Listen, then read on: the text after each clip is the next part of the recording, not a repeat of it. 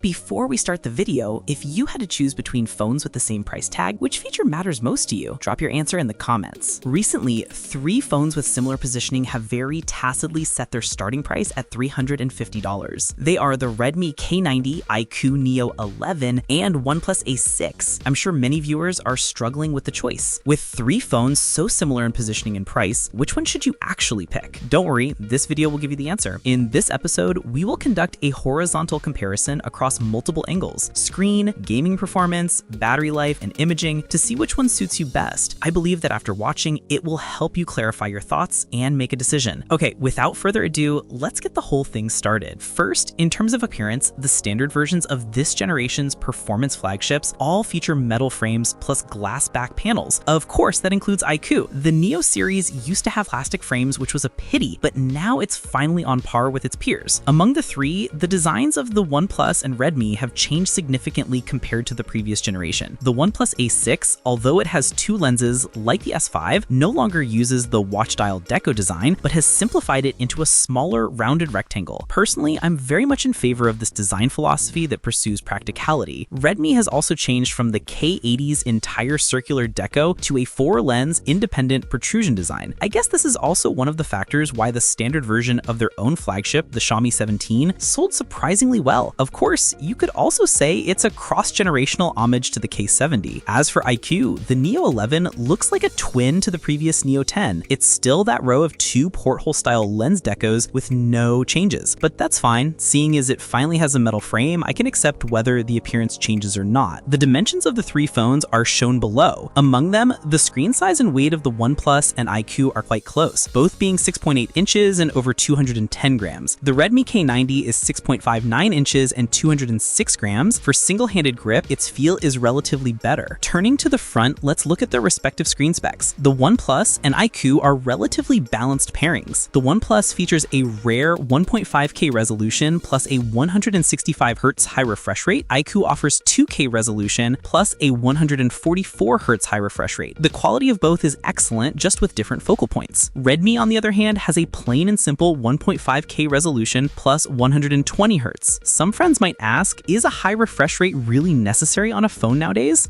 If you are a master player of competitive games, then this 165Hz high refresh screen is crucial for you. A higher refresh rate allows the screen to refresh the next frame faster when playing FPS games, letting you spot the enemy one step ahead. Also, when playing MOBA games, you can see enemy skill trajectories more quickly, giving you more reaction time to make precise predictions and improve your success rate in positioning. The kings, or top players in front of the screen, surely know that when the rank gets high enough, the difference in a team fight often lies within a hair's breadth. We also tested their respective screen brightness performance. By default, Redmi has a manual brightness of 650 nits, and engaging sunlight mode brings it to a global maximum of 870 nits. The best full screen excitation brightness performance goes to OnePlus at over 1900 nits, followed by iQOO at over 1860 nits. As for Redmi, regardless of whether sunlight mode is on, the full screen excitation brightness is only around 1160 nits. Okay, next up is the audience's favorite performance showdown segment. We won't run benchmarks. Everyone uses the Snapdragon 8 Elite, so the scores won't differ much. It's better to just jump straight into actual combat. As mentioned earlier, the screen refresh rates for OnePlus and iQOO are 165Hz and 144Hz respectively. We searched for mainstream games currently on the market that support their respective highest refresh rates. For this test, we selected some from the list plus previous popular games totaling 8 titles. There are various loads and types. Considering Redmi only has 120Hz refresh rate for games that natively support over 120 frames, we uniformly locked them to the 120 frame setting for testing to facilitate a horizontal comparison of everyone's performance.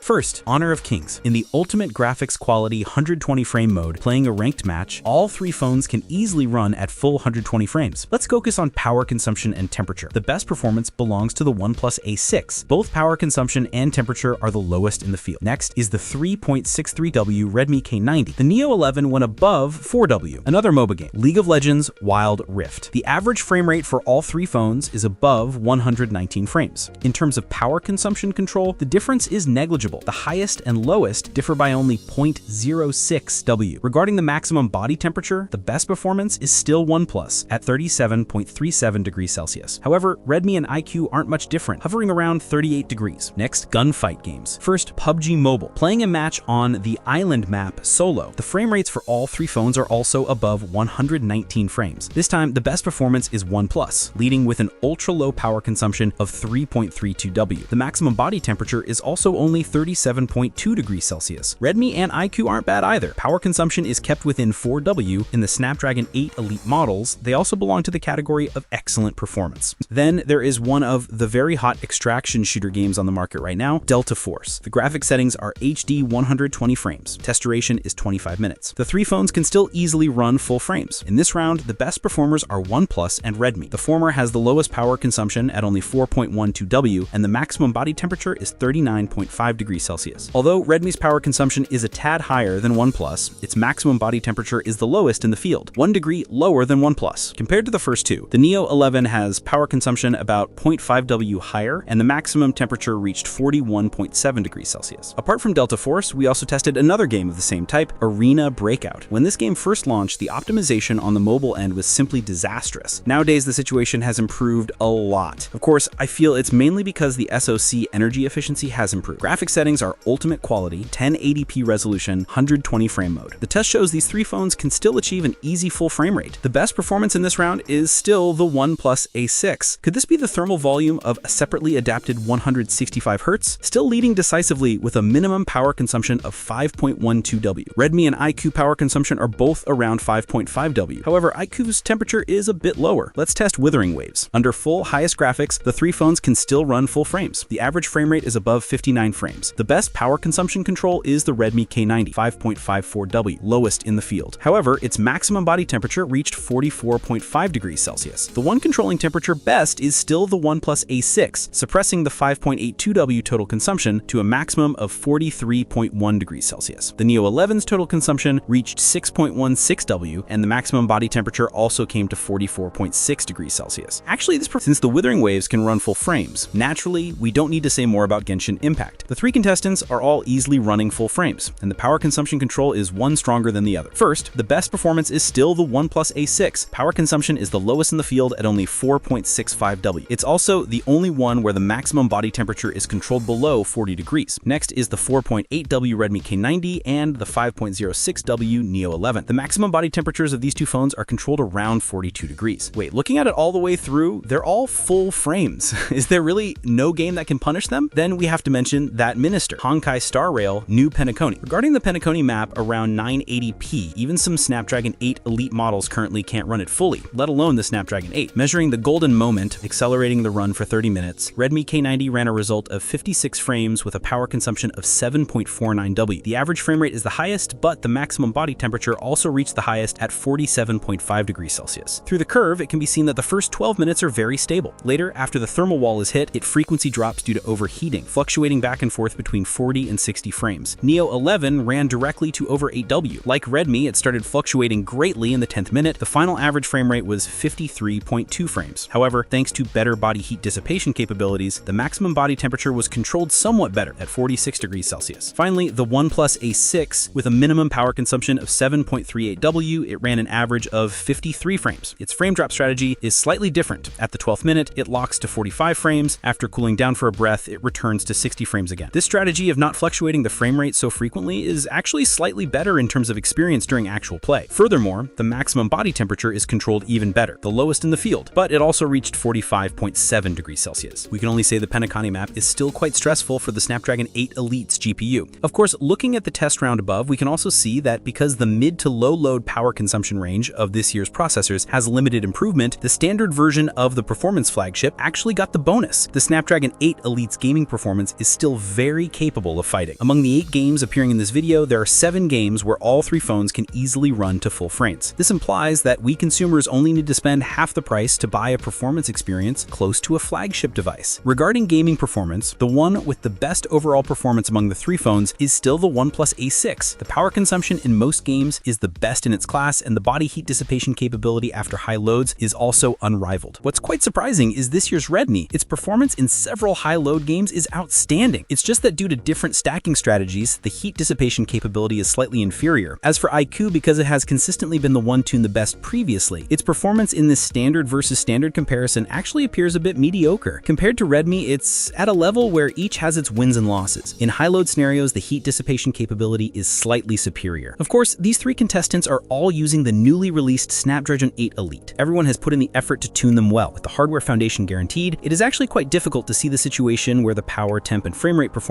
differ massively for the same SoC as seen before. And facing a pervert like the Star Rail, even if I use the iQOO Neo11 Pro or your Redmi K90 and OnePlus Ace 6 performance, actually they won't go anywhere much different. So mainly just pick based on your own preference, combining needs for high refresh rate adaptation, grip feel, and heat performance. Apart from gaming performance, the level of daily tuning is equally key. Next, let's see how their respective battery life performances are. The battery capacities of all three phones are above 7,000 mAh. The largest is the A6 at 7,800 mAh.